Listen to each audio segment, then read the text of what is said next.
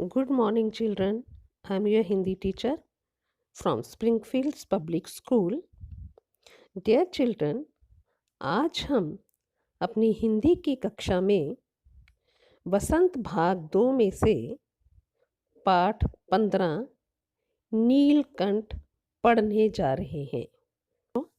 नीलकंठ का शाब्दिक अर्थ होता है नीले कंठ वाला। भगवान शिव के लिए भी नीलकंठ शब्द का प्रयोग किया जाता है। ऐसा माना जाता है कि भगवान शिव ने विष को अपने कंठ में एकत्र कर लिया था, जिसके कारण उनका कंठ नीला पड़ गया था। इसी कारण उन्हें नीलकंठ के नाम से भी पुकारा जाता है। लेकिन इस अध्याय में, इस पाठ में महादेवी वर्मा जी ने नीलकंठ एक मोर के लिए नाम प्रयुक्त किया है। इस अध्याय में लेखिका महादेवी वर्मा जी हमें पशु पक्षियों से प्रेम करती हुई दिखाई देती हैं और उन्होंने एक मोर और मोरनी के जोड़े को अपने घर में रखा है, जिसमें से मोर का नाम नीलकंठ है। उसी नीलकंठ के नाम पर आधारित इस पाठ का नाम रखा गया है। तो चलिए विस्तार से पढ़ते हैं अपना ये बहुत ही खूबसूरत और बहुत ही इंटरेस्टिंग चैप्टर नीलकंठ। बच्चों, एक बहुत ही महत्वपूर्ण बात है कि जो ये नीलकंठ पाठ है, यह एक रेखा चित्र है। रेखा चित्र क्या होता है? जिस प्रकार आपको किसी चीज़ का स्केच बनाने के लिए कुछ रेखाओं का प्रयोग करना पड़ता है, कुछ रेखाएं खींचते हैं और वो स्केच तैयार हो जाता है, और वो स्केच किस चीज़ का है आप उसका अनुमान साफ साफ लगा सकते हैं।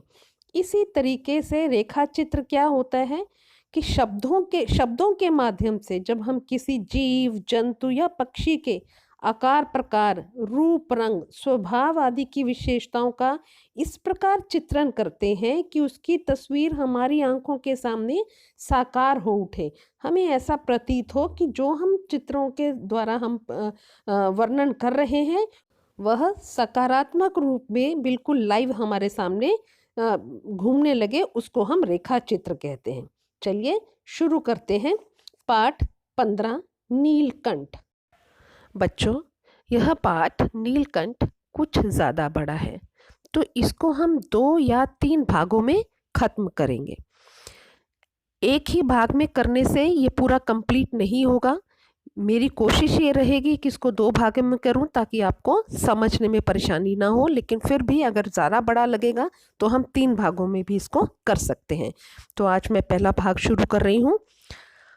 फर्स्ट पैराग्राफ, पहले मैं पैराग्राफ पढ़ूंगी और उसके बाद उसको एक्सप्लेन करूंगी, समझाऊंगी आपको। तो पहला पैराग्राफ है, उस दिन एक अतिथि को स्टेशन पहुंचाकर मैं लौट रही थी कि चिड़ियों और खरगोशों की दुकान का ध्यान आ गया और मैंने ड्राइवर को उसी ओर चलने का आदेश दिया।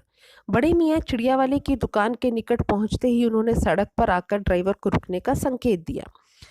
मेरे कोई प्रश्न करने से पहले ही उन्होंने कहना आरंभ किया, सलाम गुरुजी।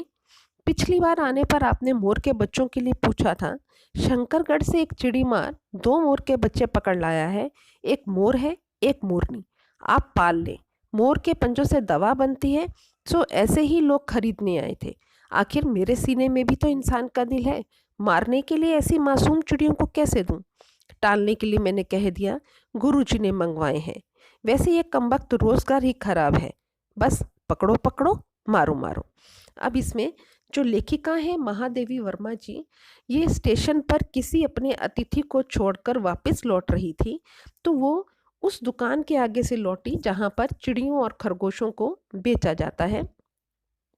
कहते तो वहाँ से दुकान से जो दुकानदार था उसने आके गाड़ी को रोका और मेरे कुछ कहने से पहले ही उसने कहना शुरू किया कि गुरुजी मैं आपके लिए मोर के बच्चे लाया हूँ। अब ये गुरुजी का संबोधन वो लेखिका के लिए कर रहा है और लेखिका ने उसको मोर के बच्चों के लिए पहले से कह रखा था, इसलिए वो लेखिका को ऐसा कह रहा है कि आपने पहले कहा था, इसलिए शंकरगढ़ से कोई 2 चिड़ी मार आए थे। एक चिड़ी मार आया था जो 2 मोर के बच्चों को दे गया है।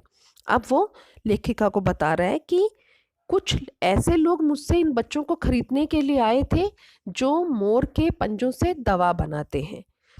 बच्चों, मोर के पंजों से दवा बनती है, इसलिए कुछ ऐसे लोग जो दवा बनाकर मुनाफा अधिक कमाना चाहते हैं, वो मोर के बच्चों को पकड़ लेते हैं और उनके पंजों से दवा बनाने के लिए उनको मार देते हैं। वही यहाँ पे एक्सप्लेन कर रहा है दुकानदार कि ऐसे लोगों को मैं कैसे दे दूं, जबकि मुझे पता है कि वो उनको मार देंगे और उनका इस्तेमाल दवा बनाने में करेंगे। कहता है मेरे सीने में भी तो दिल है।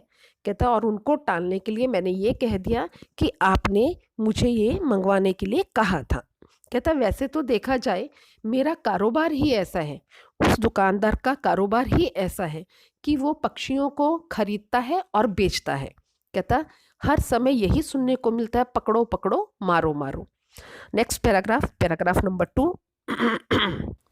बड़े मियाँ की भाषण की तूफान मेल के लिए कोई निश्चित स्टेशन नहीं है। सुनने वाला थककर जहां रोक दे वही स्टेशन मान लिया जाता है। इस तथ्य से परिचित होने के कारण ही मैंने बीच में उन्हें रोककर पूछा, मोर के बच्चे हैं कहाँ? बड़े मियाँ के हाथ के संकेत का अनुसरण करते हुए मेरी दृष्टि एक तार के छोटे से पिंजड़े तक पहुंची, जिसमें तीतरों के समान 2 बच्चे बैठे थे। पिंजड़ा इतना संकीर्ण था कि वे पक्षी शावक जाली के गोल फ्रेम में किसी जड़े चित्र जैसे लग रहे थे। अब वो लेखिका बता रही है कि जो बड़े मियाँ थे, मीन्स दुकानदार थे, उनकी भाषण की तूफान मेल ट्रेन भी है एक तूफान मेल, उससे उसको कंपैरिजन किया, उपमा दी है कि वो एक बार बोलना स्टार्ट करते हैं तो उनकी जो तूफान मेल है वो चलती चली जाती है, वो कहीं रुकने का नाम नहीं लेती। सामने वाला यानी सुनने वाला अगर उनको जहाँ पे रोक देगा वहीं उनका स्टेशन आ जाएगा, अदरवाइज उनके लिए कोई स्टेशन नहीं है, वो कहीं रुकते नहीं, वो अपनी बात बोलते चले जाते हैं। वो कहते हैं इसीलिए मैंने बीच में ही रोक के उनसे पूछा कि वो जो पक्षी हैं वो हैं कहाँ, मोर के बच्चे कहाँ हैं? कहते बड़े मियाँ ने इशारा करके मुझे वो पिंजरा दिखाया और उनके जो इशारा था उसका मेरी दृष्टि ने अनुसरण किया, मेरी नज़र उनके हाथ की तरफ गई तो मैंने क्या देखा कि तार का एक पिंजरा बना है छोटा सा, बहुत ही संकीर्ण है। संकीर्ण मीन्स बहुत ही तंग है और उसमें 2 पक्षी शावक बैठे हैं और वो बैठे हुए ऐसे मालूम पड़ रहे हैं जैसे मानो एक फ्रेम में, किसी गोल फ्रेम में चित्र लगा हो। मीन्स उनको हिलने डुलने का भी स्पेस नहीं है, बहुत टाइट है वो पिंजरा, ऐसे चिपक के बैठे हैं। Next paragraph. मेरे निरीक्षण के साथ बड़े मियाँ की भाषण मेल चली जा रही थी। ईमान कसम गुरुजी चिड़ी मार ने मुझसे इस मोर के जोड़े के नगद, पेज नंबर 109, 30 रुपए लिए हैं। अब कहती जैसे जैसे मैं उस पिंजरे में बच्चों का निरीक्षण कर रही थी, उनको निहार रही थी और उधर बड़े मियाँ की भाषण मेल चलती जा रही थी। वो बोले जा रहे थे। क्या बोल रहे थे वो? कि कसम से चिड़ी मार ने जो ये बच्चों के लिए मुझसे नगद 30 रुपए लिए। अब वो 30 रुपए में उसने खरीदे हैं ऐसा उनको कन्विंस कर रहा है और ऊपर से अपने मुनाफे के पैसे लेना चाह रहा है। 12 कहा, भाई कहता मैंने बहुत कहा उनको कि भाई देखो तो इसमें कुछ भी ऐसा नहीं है, मोर वाली कोई विशेषता तो है नहीं, कोई खासियत तो इसमें दिखाई नहीं दे रही अभी, और तुम इतना पैसा ले रहे हो इसके लिए। 30 रुपए लिए हैं। 12 कहा, भाई जरा सोच तो, अभी इनमें कोई मोर वाली खासियत भी नहीं है कि तू इतनी बड़ी कीमत की मांगने चला है। पर वह मुंजी क्यों सुनने लगा? कहता लेकिन वो मुंजी मीन्स कंजूस, वो क्यों सुनने लगा? उसने मेरी एक नहीं सुनी। आपका ख्याल करके अछता पछता कर देना ही पड़ा। कहता क्योंकि मेरे दिमाग में ये बात थी कि आपने मोर के बच्चों के लिए कहा है, इसलिए मुझे उनको वो कीमत देनी ही पड़ी। अब आप जो मुनासिब समझे। कहता मैंने उनको 30 रुपए दिए, अब आपको जो ठीक लगे वो मुझे दे दो। अस्तु 30 चिड़ीमार के नाम के और 5 बड़े मियाँ के ईमान को के देकर जब मैंने वह छोटा पिंजरा कार में रखा, तब मानो वह जाली के चौखटे का चित्र जीवित हो गया। दोनों पक्षी शावकों ने छटपटाने से लगता था मानो पिंजरा ही सजीव और उड़ने योग्य हो गया है। कहती है अब मैंने 30 रुपए वो चिड़ी मार के जिसमें उसने खरीदा, 5 रुपए बड़े मियाँ के नाम के देकर, मीन्स टोटल 35 रुपए देकर उसने वो चिड़िया का जो पिंजरा था शावक का वो अपनी गाड़ी में रखवाया और कहते हैं जैसे ही उसको हमने गाड़ी में रखा तो ऐसा लगा मानो बच्चे जो हैं छटपटाने लगे और ऐसा लगा जैसे पिंजड़ा ही सजीव हो गया है और अभी पिंजड़ा ही उड़ने के काबिल हो गया है। Next paragraph. घर पहुंचने पर सब कहने लगे तीतर है, मोर कहकर ठग लिया है। कदाचित अनेक बार ठगे जाने के कारण ही ठगे जाने की बात मेरे चिढ़ जाने की दुर्बलता बन गई है। अप्रसन्न होकर मैंने कहा, मोर के क्या सुरखाब के पर लगे हैं तो वो पक्षी ही।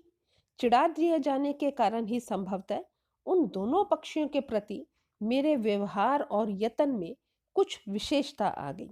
अब जब वो लेखिका घर पहुंची उन शावकों को लेकर, तब घर में सबने उसको कहा कि ये तो तीतर है, तुम्हें मोर कहकर ठग लिया है और बहुत महंगा दिया है।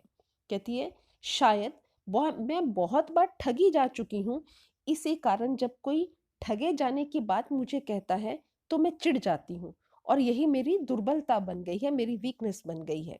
कहती है अप्रसन्न होकर मैंने कहा, मैं नाखुश थी और उसमें मैंने कहा, नाखुश होकर मैंने कहा, मोर के क्या सुरखाब के पर लगे हैं। सुरखाब होता है लाल रंग के। कहते मोर भी तो ऐसे ही होते हैं, ये भी तो हैं, तो ये भी पक्षी, तो उसमें क्या हो गया, अगर ये मोर ना भी हुए तो भी कोई बात नहीं, पक्षी तो है ही।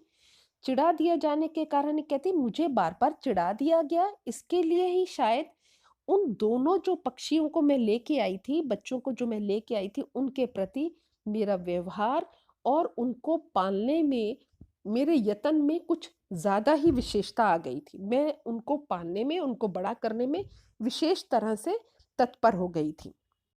Next paragraph. पहले अपने पढ़ने लिखने के कमरे में उनका पिंजड़ा रखकर उसका दरवाज़ा खोला, फिर 2 कटोरों में सत्तू की छोटी छोटी गोलियां और पानी रखा। वे दोनों चूहेदानी जैसे पिंजड़े से निकलकर कमरे में मानो खो गए, कभी मेज के नीचे घुस गए, कभी अलमारी के पीछे। अंत में इस लुका छुपी से थक कर उन्होंने मेरी रद्दी कागजों की टोकरी को अपने नए बसेरे का गौरव प्रदान किया। 2-4 दिन वे इसी प्रकार दिन में इधर उधर गुप्तवास करते और रात में रद्दी की टोकरी में प्रकट होते रहे। फिर आश्वस्त हो जाने पर कभी मेरी मेज पर, कभी कुर्सी पर और कभी मेरे सिर पर अचानक आविर्भूत होने लगे। खिड़कियों में जो जाली लगी थी, पर दरवाजा मुझे निरंतर बंद रखना पड़ता था। खुला रहने पर चित्रा, मेरी बिल्ली, इन नव आगंतुकों का पता लगा सकती थी और तब उसके शोध का क्या परिणाम होता, यह अनुमान करना कठिन नहीं है। वैसे वह चूहों पर भी आक्रमण नहीं करती, परंतु यहाँ तो 2 सर्वथा अपरिचित पक्षियों की अनधिकार चेष्टा का प्रश्न था। उसके लिए दरवाजा बंद रहे और ये दोनों उसकी दृष्टि से ऐरे गहरे मेरी मेज को अपना सिंहासन बना लें, यह स्थिति चित्रा जैसी अभिमानिनी मारजारी के लिए असह्य ही कही जाएगी। अब यहाँ पे जो लेखिका है वो बता रही है कि उसने घर पे जाके पक्षियों को किस तरीके से रखा। मैं आपको यहाँ पे इस पैराग्राफ को एक्सप्लेन करने से पहले बता दूं, जो लेखिका है इसका ये एक रूटीन था कि वो जो भी पक्षी आता या पशु आता उसको पहले कुछ दिन के लिए कंफर्टेबल करने के लिए अपने रूम में रखती और जब उसको लगता कि वो वहाँ के वातावरण के यूज टू हो गया तो फिर वो अपने जाली घर में उनको शिफ्ट करती। उसने एक जाली घर बनाया है जिसमें सारे के सारे पशु पक्षी इकट्ठा मिलजुल कर रहते हैं। उसी में से एक पशु है जिसका नाम चित्रा है, जो उनकी बिल्ली है, उसकी बात की जा रही है इस पैराग्राफ में। इस लेखिका ने हर पशु और पक्षी का नाम दिया है, हर किसी का नामकरण हुआ है और उनको नाम दिया गया है उनके शारीरिक रूप रंग के अकॉर्डिंग या उनके स्वभाव के अकॉर्डिंग। लेखिका कहती है पहले तो मेरे पढ़ने लिखने का जो कमरा था उसमें उनका पिंजरा रखा गया और मैंने उस पिंजरे का दरवाज़ा खोल दिया और 2 कटोरों में सत्तू की छोटी छोटी गोलियां और पानी रख दिया। अब कहती है वो चूहेदानी जैसे छोटे से, आपको पहले बताया कि पिंजरा बहुत संकीर्ण था तो उसने चूहेदानी की उपमा दी है कि चूहेदानी जैसे पिंजरे से निकलकर वो मानो कमरे में खो गए। अब कमरे में उनको बहुत सारा स्पेस दिख रहा है तो वो ऐसे खेलने कूदने लगे और उसी में खो गए।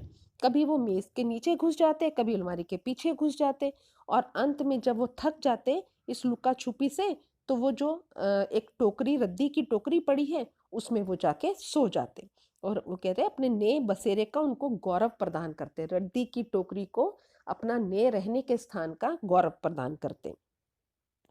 2-4 दिन वे इसी प्रकार से इधर-उधर गुप्तवास करते रहे। गुप्तवास मीन्स छुप के रहना। छुप के रहते रहे और रात में गद्दी की जो रद्दी की टोकरी थी उसके अंदर प्रकट हो जाते।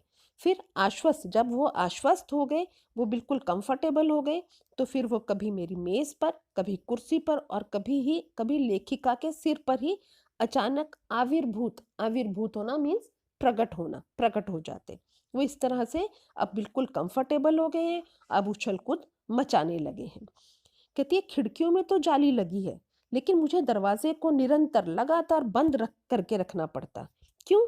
क्योंकि कहती है कि मेरी जो बिल्ली है चित्रा, वो इन नव आगंतुक, नव प्लस आगंतुक इज इक्वल टू नवागंतुक।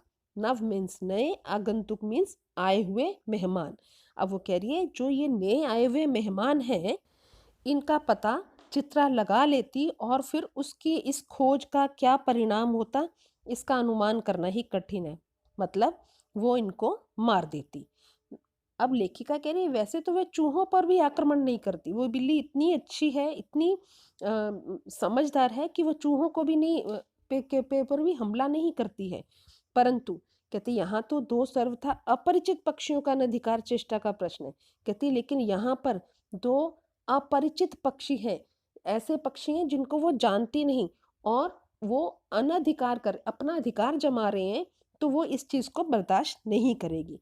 कहती उसके लिए मुझे दरवाज़ा बंद रखना पड़ता है। दोनों उसकी दृष्टि से एरे-गहरे की मेज़ को अपना सिंहासन बना लें, यह स्थिति चित्रा कैसे अभिमानिनी मारजारी के लिए असहाय सी। कहते हैं अब वो दोनों पक्षी किस तरीके से मेरी कुर्सी को, मेरे कमरे को पर अपना अधिकार कर लें। अब ये उस स्वाभिमानी बिल्ली के लिए सहन करना बहुत मुश्किल हो जाएगा और अगर मैंने दरवाज़ा खुला रखा, तो वो ना जाने कब उनके ऊपर, दोनों के ऊपर हमला कर देगी। Now come to next page, page number 110। जब मेरे कमरे का कायाकल्प चिड़िया खाने के रूप में होने लगा, तब मैंने बड़ी कठिनाई से दोनों चिड़ियों को पकड़कर जाली के बड़े घर में पहुंचाया, जो मेरे जीव जंतुओं का सामान्य निवास था। मैंने आपको पहले बताया कि जब वो कंफर्टेबल हो जाते हैं तो वो उनको चिड़ियाघर में अपने जो जाली घर है वहाँ पे शिफ्ट कर देती हैं। कहती है जब मैंने देखा कि अब मेरा कमरा जो है वो चिड़िया खाना बनने लगा है, वो बहुत उछल कूद करने लगे हैं। कहते तब मैंने उन दोनों को सामान्य जो निवास था जीव जंतुओं का यानी जाली घर था वहां शिफ्ट कर दिया। Next paragraph. दोनों नवागंतुकों ने पहले से रहने वालों में वैसा ही कुतूहल जगाया जैसा नववधु के आगमन पर परिवार में स्वाभाविक हो। लक्का कबूतर नाचना छोड़कर दौड़ पड़े और उनके चारों ओर घूम घूम कर गुटर गूं की रागनी अलापने लगे।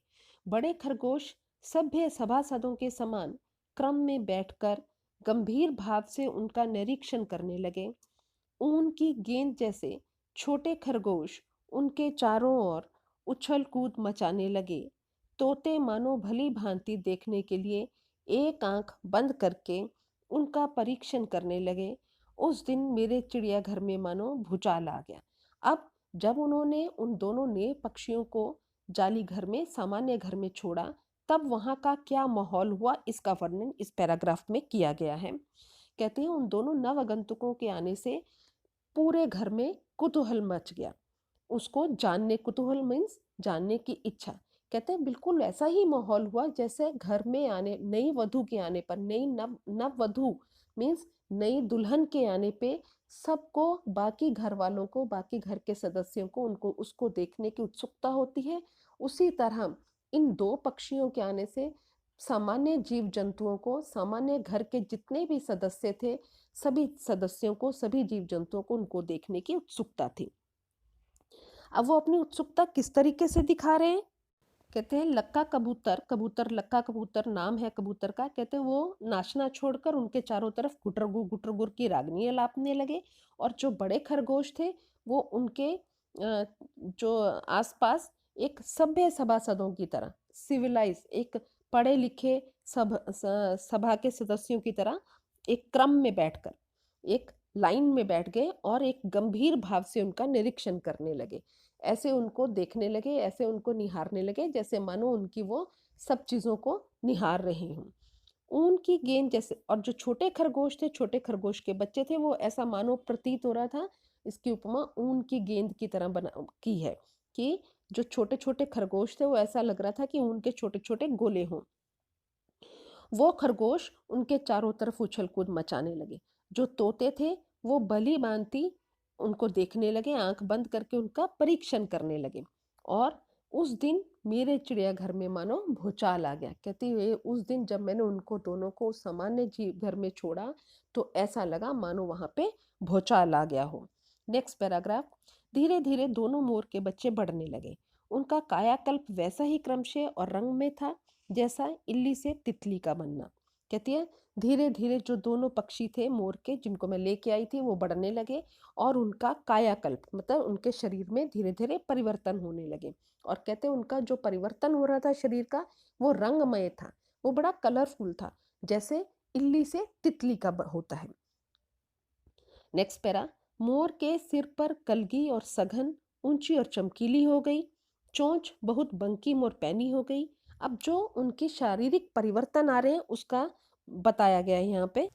मोर के सिर की कलगी सघन हो गई है, गहरी हो गई है, ऊंची हो गई और चमकीली हो गई है। चोंच उसकी अधिक बंकिम, थोड़ी हल्की टेढ़ी और तीखी है।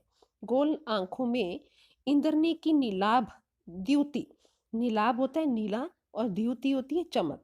कहते हैं उनकी आंखों में एक इंद्रधनुषी चमक सी दिखाई देने लगी है। लंबी नील हरित ग्रीवा, लंबी नील और हरित मीन्स नीले और हरे रंग की, ग्रीवा मीन्स गर्दन, हर भंगिमा में धूप छाई तरंगे। हर भंगिमा मतलब हर एक एंगल में जब वो अपनी गर्दन इधर से उधर करता है तो एक धूप छाई मीन्स कभी हरी और कभी नीले रंग की तरंगे उठने गिरने लगती हैं। दक्षिण बाम दोनों पंखों में सलेटी और सफेद आलेखन स्पष्ट होने लगे। दक्षिण और बाम मतलब राइट एंड लेफ्ट दोनों तरफ के जो पंख हैं उनमें सलेटी और सफेद रंग के आलेखन मीन्स उनके सर्कल्स आने लगे। पूंछ लंबी हुई और उसके पंखों पर चंद्रिकाओं के इंद्रधनुषी रंग उद्दीप्त हो उठे। उसकी पूंछ और अधिक लंबी हो गई और जो उसके पंख थे उनके ऊपर चंद्रिकाएं बन गई, छोटी छोटी चंद्रिकाएं बन गई और जिसमें इंद्रधनुषी सभी रंग उद्दीप्त हो गए मीन्स दिखाई देने लगे। रंग रहित पैरों को गर्वीली गति ने एक नई गरिमा से रंजित कर दिया। अब यहाँ पे बताया है कि मोर के जो पैर होते हैं वो रंग रहित होते हैं, वो दिखने में सुंदर नहीं होते, लेकिन उनकी गति बहुत तेज होती है। अब क्या, बेशक उसके पैर रंग रहित थे लेकिन उनकी जो तेज गति थी उससे वो गर्वित थे। उसका गर्दन ऊंची कर देखना, विशेष भंगिमा के साथ उसे नीची कर दाना चुनना, पानी पीना, टेढ़ी कर शब्द सुनना, स्टॉप आदि क्रियाओं में जो सुकुमारता और सौंदर्य था उसका अनुभव देखकर ही किया जा सकता है। गति का चित्र नहीं आंका जा सकता। अब वो कह रहे हैं कि ये सारी उन्होंने उनकी एक्टिविटीज बताई हैं। गर्दन ऊंची करके देखना, विशेष भंगिमा एक विशेष एंगल के साथ नीचे कर दाना चुनना, पानी पीना, टेढ़ी कर कर कोई शब्द को सुनना आदि, ये सारी कहते हैं ये सारी जो क्रियाएं हैं उसको हम देख के ही उसका अनुमान लगा सकते हैं, अदरवाइज हम उसकी गति का चित्र नहीं आंक सकते, चित्रों में नहीं बयान कर सकते। Next paragraph. मोरनी का विकास मोर के समान चमत्कारिक तो नहीं हुआ, परंतु अपनी लंबी धूप छाही गर्दन, हवा में चंचल कलगी, पंखों की शाम श्वेत पत्र लेखा, मंथर गति आदि से वह भी मोर की उपयुक्त सहचारनी होने का प्रमाण देने लगी। कहते जो मोरनी थी उसका विकास इतना सुंदर तो नहीं हुआ। बच्चों, मोर के पंख सुंदर होते हैं, मोरनी नहीं। मोरनी के पंख छोटे होते हैं। आप फोटो में दोनों को देख सकते हो। आगे जो हरे और नीले रंग में आपको दिखाई दे रहा है वह मोर है और पीछे मोरनी है जो इतनी चमत्कारी, कितनी सुंदर, खूबसूरत नहीं है। कहते हैं लेकिन फिर भी उसकी जो लंबी वो थी गर्दन थी वो धूप छाही थी, हवा में चंचल कलगी उसके लहराती हुई अच्छी लग रही थी और पंखों के ऊपर शाम श्वेत पत्र लेखा। जो मोर है उसमें सतरंगी आते हैं पत्रलेखा, और जो मोरनी है उसमें शाम श्वेत मीन्स सफ़ेद और काले रंग की आती हैं। मंथर गति, धीरे धीरे गति से चलती हुई वो मोर की उपयुक्त, उपयुक्त मीन्स सही, सहचारिणी मीन्स साथ रहने वाली, मीन्स उन दोनों की जोड़ी बहुत ही खूबसूरत लगती थी और एकदम एक दूसरे के परफेक्ट थी। Next page, page number 111। नीलाभ ग्रीवा के कारण मोर का नाम रखा गया नीलकंठ, और उसकी छाया के समान रहने के कारण मोरनी का नामकरण हुआ राधा। अब क्योंकि दोनों पक्षियों को नाम देना है, इसलिए उसकी विशेषताओं के आधार पर नीली ग्रीवा होने के कारण मोर का नाम नीलकंठ रखा गया, नीले कंठ वाला, और उसकी छाया की तरह हमेशा उसके साथ रहने के कारण मोरनी का नामकरण हुआ राधा। Next paragraph. मुझे स्वयं ज्ञात नहीं कि कब नीलकंठ ने अपने आप को चिड़ियाघर के निवासी जीव जंतुओं का सेनापति और संरक्षक नियुक्त कर लिया। सवेरे ही वह सब खरगोश, कबूतर आदि की सेना एकत्र कर उस ओर ले जाता जहां दाना दिया जाता है, और घूम घूम कर मानो सबकी रखवाली करता रहता। किसी ने कुछ गड़बड़ की और वह अपने तीखे चंचू प्रहार से उसे दंड देने दौड़ा। कहती मुझे खुद मालूम नहीं ये कब हुआ। क्या हुआ कि नीलकंठ ने सभी जो चिड़ियाघर के सभी जीव जंतु थे उनके साथ एक अच्छा अपना बॉन्ड बना लिया था, और अपने आप को उन सब का लीडर बनाकर खुद मानो स्वयं सेनापति बन गया हो, और वो सब उनकी सबकी रक्षा करता था। वो क्या करता था, सुबह ही सब जितने भी जीव जंतु थे जाली घर में, खरगोश, कबूतर, इन सब को इकट्ठा करके उस ओर ले जाता जहां दाना दिया जाता था, और घूम घूम कर ऐसे मानो ऐसा लगता था ये सबकी रखवाली कर रहा हो। किसी ने कुछ गड़बड़ की तो वो अपने तीखे चंचू मीन्स चोंच के प्रहार से उनको दंड भी देता। तो वो पूरा डिसिप्लिन रखता था और अपनी अंडर उसमें ऑब्जर्वेशन में वो सबकी देखभाल भी करता था और पूरा कंसर्न करता था। Next paragraph. खरगोश के छोटे बच्चों को वह चोंच से उनके कान पकड़कर ऊपर उठा लेता था, और जब तक वे आर्त क्रंदन न करने लगते उन्हें अधर में लटकाए रखता। कभी कभी उसकी पैनी चोंच से खरगोश के बच्चों का कर्णभेद संस्कार हो जाता था, पर वे फिर कभी उसे क्रोधित होने का अवसर न देते थे। दंड विधान के समान ही उन जीव जंतुओं के प्रति उसका प्रेम भी असाधारण था। प्राय वह मिट्टी में पंख फैलाकर बैठ जाता और वे सब उसकी लंबी पूंछ और सघन पंखों में छुआ का खेलते रहते। कह रहे हैं अब वो क्या करता, जो खरगोश के छोटे बच्चे थे उनको दंड देने के लिए अपनी चोंच से उनके कान से पकड़कर उनको अधर में लटका देता था। अधर मीन्स ना तो बिल्कुल जमीन के साथ, ना ही वो बीच में लटका के रखता था, और जिससे कि उनके कान में इतनी ज़्यादा जोर से उनके, क्योंकि मोर की जो चोंच होती है वो बहुत तीखी होती है, अब उनके कान में छेद भी हो जाता था, और वो उनको सजा देने के लिए अधर तक में लटकाए रखता था, और वो तब तक लटकाए रखता था जब तक वे आर्त क्रंदन, दर्द से कराहने नहीं लगते थे, रोने नहीं लगते थे, तब तक लटकाए रखता था। कहते और कभी कभी तो उनके कानों में छेद भी हो जाता था, फिर भी वे उसको, फिर कहते फिर क्या होता था, अगर किसी बच्चे को इस तरह की पनिशमेंट मिल जाती थी, खरगोश के किसी बच्चे को इस तरह से पनिशमेंट मिलती थी, तो वे दोबारा कोई भी गलती नहीं करता था। वो ध्यान रखता था इस चीज़ का कि अब हम उसको नीलकंठ को क्रोधित ना होने दें, ताकि वो उनको दोबारा ये पनिशमेंट ना दे सके। अब कहते जैसा वो दंड देता था वैसा ही उसका प्यार भी था उनके प्रति, उसका प्रेम भी सभी जीव जंतुओं के प्रति असाधारण था। वह क्या करता था, अपने पंखों को मिट्टी में फैला लेता था और सारे बच्चे उसके पंखों में छुआछूल का खेल खेलते थे, लुका छुपी खेला करते थे। ऐसे ही किसी स्थिति में एक सांप जाली के भीतर पहुंचा गया। सब जीव जंतु भागकर इधर उधर छिप गए, केवल एक शिशु खरगोश सांप की पकड़ में आ गया। बच्चों यहाँ तक मैं पढ़ा रही हूँ आपको पेज नंबर 111 तक। इसके आगे का हम अगली ऑडियो में पढ़ेंगे। इस पहले जो भी मैंने पैरा स्टार्ट किया है इसमें बताया गया है कि एक दिन जाली घर में एक सांप घुस आया और सभी जो जीव जंतु थे वो तो भाग गए, लेकिन एक खरगोश का बच्चा उस सांप के मुंह में उसकी पकड़ में आ गया। अब आगे क्या हुआ इस बच्चे के साथ हम अगली ऑडियो में पढ़ेंगे। आज के लिए इतना ही। Thank you so much.